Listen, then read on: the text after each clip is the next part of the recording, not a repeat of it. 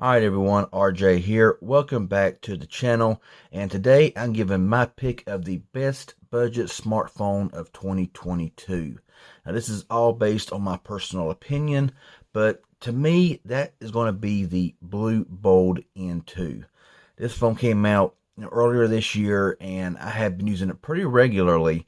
And this has been a fantastic phone with absolutely no issues that I have seen, no hiccups, no problems. This is a very beautiful device. I mean, you can look at the phone here and just see, I mean, it just kind of screams premium in my personal opinion. The curved displays, I'm not really the craziest about. Wish they would just do away with the curved displays. But for the overall package, what you're getting, the performance, this thing just works phenomenally well. Now, just to recap on a few specs here, just to give you a little bit of, heads up on what you can expect here if you buy this phone, is that you get a 6.6 inch full 1080 display at 2340 by 1080 with a 19 by 5 by 9 aspect ratio, and it is an AMOLED display which looks really nice. I can't remember if it's got a high refresh rate. I gotta go in there and look at that, but yeah, we'll check that out here in a little bit. Now, as far as the internal storage, its minimum with their only storage configuration is 256 gigabytes of onboard storage, and the RAM is at 8 gigabytes. And the processor is the MediaTek Dimensity 810 octa-core processor, which powers this phone along perfectly fine. Battery life is really good. Now, going down here at the battery, you got a 4200 milliamp hour battery. Okay, someone say that sounds awful small, but this phone right here, the Dimensity 810, kind of just sips the battery, and there's really, the battery life is really good here on this phone. I mean, it lasts me all day into the next day, and depending on how you use it, the next day. Okay, it's got 30-watt fast charging, and yes, there is a wall brick in the box, which is, And for the cameras, you got a quad camera on the rear with a 64 megapixel wide angle lens, a 5 megapixel ultra wide angle, a 2 megapixel macro and depth sensor.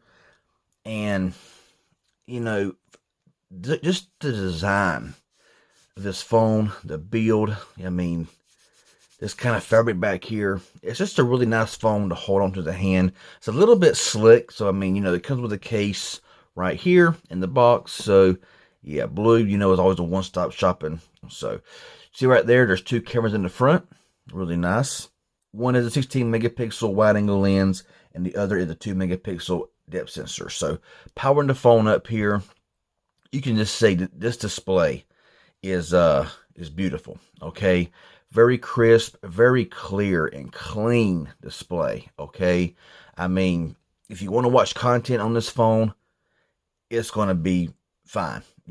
Beautiful display. The phone is just super smooth, buttery smooth. I'm not seeing any hiccups, any issues, any freezing, any problems.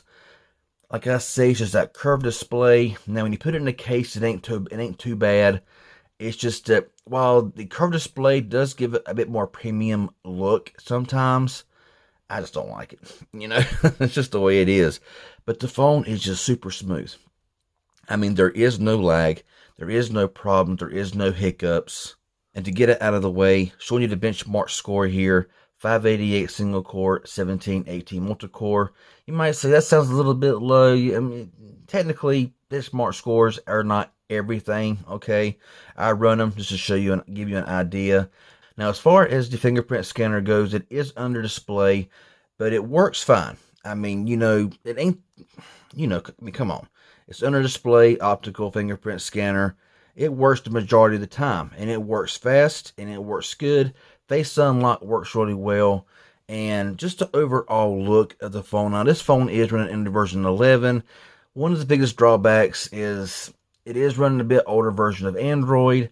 I'm not sure if it will get Android version 12. I know it won't get 13, and we're still stuck on September security patch. So, I mean, I was expecting at least, maybe quarterly updates, but we're going into January here in a couple of days, and we are still stuck here on September. So just keep that in mind. To me, it's not very important. I mean, to me, security patches are important, but I'm fine with this phone being on under version 11. That doesn't bother me at all. But security patches is more important. Now, like I said, that display is one of its biggest highlights, you know, along with the performance and the RAM and the storage. And this phone costs $179 right now on Amazon. Okay, at the time of this recording, $179.99. And you're not going to find a phone out there right now, in my personal opinion, is going to be better than this one right here. You ain't going to, not for a budget phone. It's just a really good phone. Now, it does not have a headphone jack, which is very unfortunate, but, you know, it is what it is. And also only has one single bottom firing speaker, which, like I say, now I've heard comments saying, you know, that, well, you know, I use Bluetooth all the time, you know, which is fine. But to me, there is no excuse for any phone maker anymore that wants to make a phone like this that's got about all that you really need and want in a phone, but leave out stereo speakers. I mean, that should be a thing now. I mean, going into 2023, that should be a thing. It's stereo speakers on a phone that costs $250 at release, or really anything over $150 or whatever should be some sort of stereo speaker sound in the phone. Okay, it's not that hard to do, and honestly, it would improve the sound if you didn't want to listen over Bluetooth or whatever the case may be. To have something dual speakers, it just sounds a lot better, more even, and that's something that I think that just should be in the phone. The AMOLED panel looks really good, very crisp, very clear. I mean, the display, I mean, you see what the brightness level is. It gets pretty bright, no problem. See, the AMOLED display just pops. And like I said, I think it does have a 90 Hz refresh rate. It's just in a different area on this phone, which is kind of crazy. Intelligent Assistant, you see it's got all of this good stuff here that you can use. Yeah, higher speed refresh. So while it does not say, you know, adaptive or 60 or 90 or whatever, it just gives you this little button, turn on or off for the high speed refresh. It's there, and you can toggle it on or off right here in the Intelligent Assistance mode right here. So, I mean, yeah, it is nice to have a 90 Hz display here. I think it's 90 Hz on this phone. I don't say here nowhere that I'm looking at right now, but I mean, the phone is just so smooth. I mean, I can't stress it enough how smooth the phone actually is, how it works. Gameplay is really good. I'll bring up a game here, and I'll just show you how it plays. Okay, so I got Asphalt 9 pulled up. You can see down here, it is set at the highest quality that it can be set at. Okay, so we're loading up here, and man, this display just looks so good. It's just so clean. Oh, it looks good. Very good for media consumption, like I said. But you can see right now, it is just looking smooth. Yeah, let's just play a little bit here and let's just see how the experience on gaming is. And like I said before, I've played games on it. Not a whole lot of games. I mean, I'm not much of a game player on my cell phone. But this one here is just smooth. Absolutely no drop frames, no freezing. Now, I don't know about bigger titles, you know, that's got very graphic intense games. I don't play those games. I don't download them. I don't mess with them. So, I mean, you know, I just play this right here because this is the game I do play if I'm going to get on my phone and play a game. But as you can see, there's absolutely no problems, no issues here. I mean, it just works good. Everything gets back home. It starts working just fine again. No issues whatsoever. And I got to be honest when I say, if you're wanting a phone right now that has a ton of features, if you want something that's got a very beautiful display, sound quality, you know, out of the bottom speaker sounds pretty good. I mean, it does need stereo speakers. I'm sorry, all phones do. It's no sense in it nowadays not to have it in the phone. I don't care if you listen to Bluetooth or whatever you listen to on your audio on. Every phone needs dual speakers. It's just the way it is. Very minimum bezels here on the phone, as you can see. Just really nice. Little cutout up there. You know, it does look kind of, you know, bigger up there, you know, as far as how it looks. But it ain't that intrusive at all. You know, the design of the phone, the build of the quality of the build, it just works. And it works very well. And I've not had a bit of issue with this phone since I've got it.